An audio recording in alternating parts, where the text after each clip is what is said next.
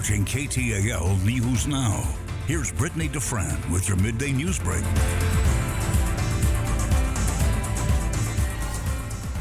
Happy Friday. Cheers to the end of another great week hanging out with me here on KTAL News Now. All right, let's get started with your midday news break. We're going to start with things over in Bowie County as the sentencing phase in the Taylor Parker capital murder trial continues. Thursday's testimony focused heavily on Taylor Parker's relationship with her children and her friends. Now, one of her friends threw her gender reveal party for Parker and her boyfriend, Wade Griffin. But on the stand yesterday, Stephanie Ott said she was already having doubts about whether Parker was actually pregnant. And when she confronted Parker about these suspicions, Parker got angry. Now, of course, you can find the latest details on this coverage of all the testimony and developments in this trial on KTALnews.com. And here is an update to another trial that we've been following closely. Dewayne Watkins received 2 life in prison terms by a Caddo District judge. A jury found him guilty of the first-degree murders for the deaths of Heather and Kelly Joes back in 2018.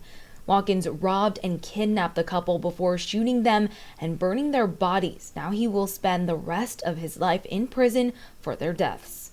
I would say relieved that he got 2 consecutive life sentences. Like my dad was just saying a second ago, that's literally the minimum he could have gotten in our eyes. We thought, with what we've gone through, he deserved a lot more. Judge John Mosley handed down Watkins' sentence consecutively because of the severity of his crimes. The family wanted Watkins to get the death penalty. Now, that's just very unfortunate loss for the family. Very gruesome crime there. And now let's turn to your medical headlines here as health officials are sending a warning to parents as hospitals say they're seeing RSV cases spiking higher and earlier. Children's Health in Dallas tell us this past week they had 349 patients test positive, and Cook Children's in Fort Worth say their emergency department and urgent care facilities are overwhelmed with patients. Hundreds of children are coming in every day. Nearly 300 patients tested positive in the past week. A health expert actually says that these usually spike in December or January, so it's a lot earlier than that.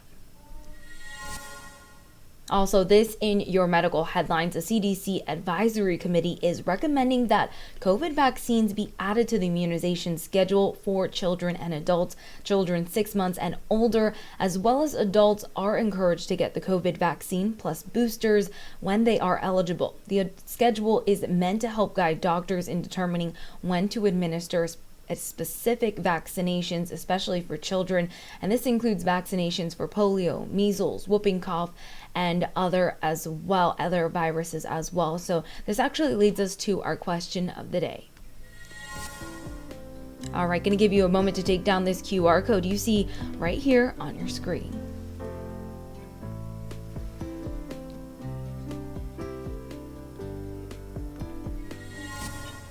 All right, so we want to hear from you guys here and see what your thoughts are in regards to that last medical headline that we shared with you.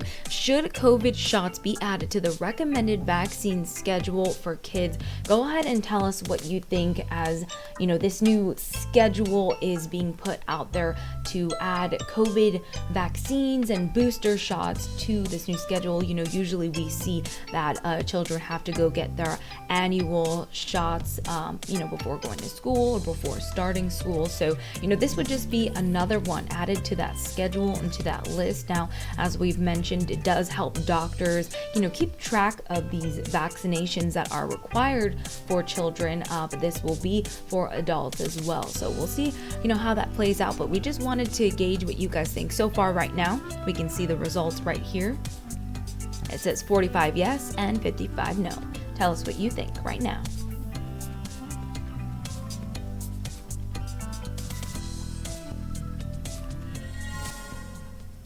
Don't go anywhere. More to come right here on your Midday News Break.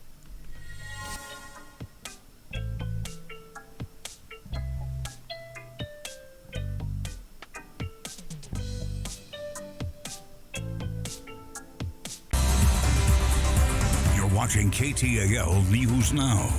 Here's Brittany DeFran with your midday news break. Welcome back to KTAL News Now on this happy Friday. I'm Brittany DeFran. Let's continue with your midday news break. NBC6 is your local election headquarters. Now, the third and final Shreveport Mayoral Forum, hosted by the Greater Shreveport Chamber of Commerce, tackled the subject of infrastructure. And when everything was all said and done, those in attendance said it left them with a new perspective and insight on who to vote for come November. NBC6 Keith Jogonatis brings us those details. Take a look. Excited about it. I'm happy about it. I'm going to beat the streets about it. The Mayoral Forum at Alphonse Hall at Susla was the third and final forum, hosted by the Greater Shreveport Chamber of Commerce, tackling the subject of infrastructure. We want to be able to hear directly from the candidates about the things that are important to our citizens. When we've gone out and talked to folks, infrastructure has been one of those things that, frankly, people deal with every day, whether it's driving on the roads, whether it's issues with water. Many in attendance were blown away by both the insight and deep answers candidates provided. This was quite probably the best forum yet. The candidates were all very responsive to the questions. They were all very thoughtful with their responses. When it comes to what will sway their vote, they will be looking at the complete package. I don't think that there's any one particular thing that's going to make me vote for a candidate. What the candidate is saying about a number of things, about crime, about growth, about how to bring the city together, all of those things combined are what will make the candidate that I think is right for the city of Shreveport for the next 4 years.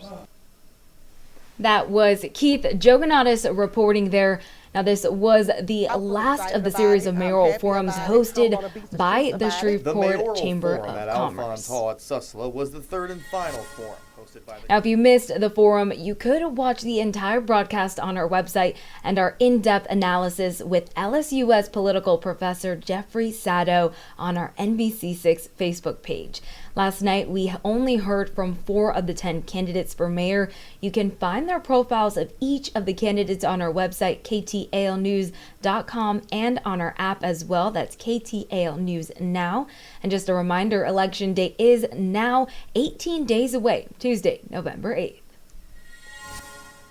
Let's take a look here at your medical headlines as a CDC advisory committee is recommending that the COVID vaccine be added to the immunization schedule for children and adults. Children 6 months and older, as well as adults, are encouraged to get the COVID vaccine plus boosters, and when they're eligible, the schedule is meant to help guide doctors in determining when to administer vaccinations, particularly for children. This includes vaccinations for polio, measles, whooping cough, and much more. Now, this leads us to our question of the day. Giving you a moment to take down this QR code you see right here on your screen.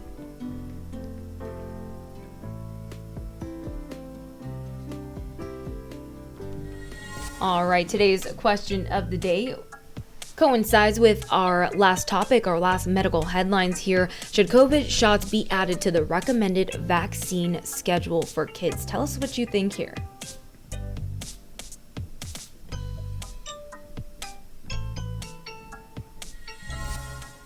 Hope you all have a great and safe weekend. Thanks for hanging out. More stories on this on KTALnews.com.